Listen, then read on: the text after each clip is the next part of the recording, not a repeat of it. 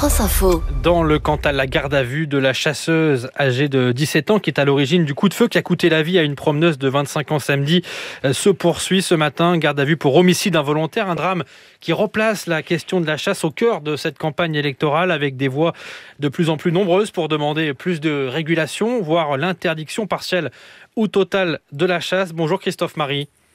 Bonjour. Porte-parole et directeur adjoint de la Fondation Brigitte Bardot, fondation qui œuvre pour la protection des animaux.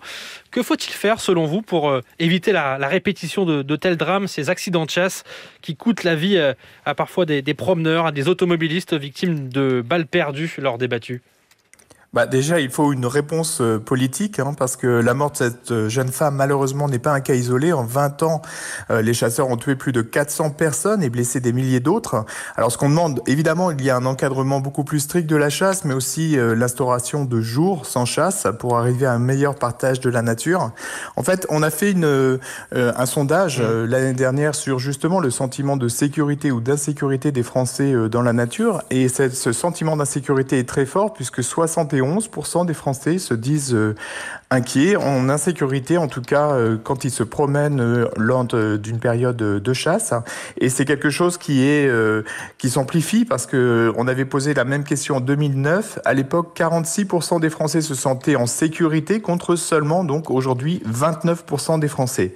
Alors ce qu'on souhaite, ce qu'on demande aux politiques et notamment aux candidats dans le cadre de l'élection présidentielle, c'est l'instauration de 2 jours non chassés par semaine, plus les périodes scolaires. Donc là, il y a Yannick Jadot qui s'était déjà placé sur cette position. Jean-Luc Mélenchon, hier, en a fait de même. Et on va dévoiler dans quelques jours un nouveau sondage qui a été réalisé en février avant ce drame, malheureusement. Là, en l'occurrence, où 83% des Français interrogés disent être favorables à cette mesure, donc d'instaurer 2 jours non chassés par semaine, plus les vacances scolaires. Donc je pense que ça serait quand même déjà un moyen de limiter ces accidents qui se multiplient, parce que ces accidents se passent principalement les week-ends. Les chasseurs répondent que souvent le seul moment pour aller à la chasse, c'est pour les gens qui travaillent, en tout cas, c'est le dimanche. Oui, d'accord, mais là, en l'occurrence, les chasseurs, depuis le début et après tous ces drames, n'ont qu'une réponse, c'est de dire circuler, il n'y a rien à voir. On l'a vu le 30 octobre dernier, quand l'automobiliste qui a été tué dans son véhicule, idem comme cette jeune femme, pendant une battue au sanglier, eh bien, la réponse de Willy Schren, c'était de dire, en fait, voilà, c'est la faute à pas de chance. Le type était dans sa voiture, il est passé là, on a tiré, on n'a pas vu.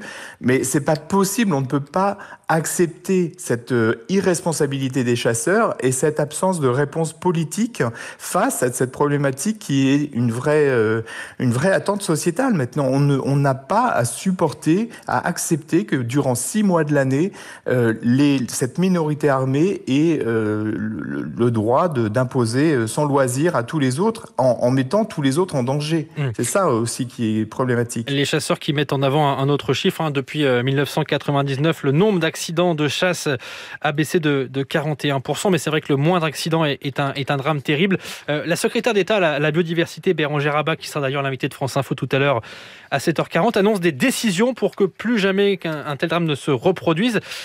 Vous pensez que des mesures importantes peuvent être prises par le gouvernement en pleine campagne électorale quand on connaît tout de même le poids des chasseurs ?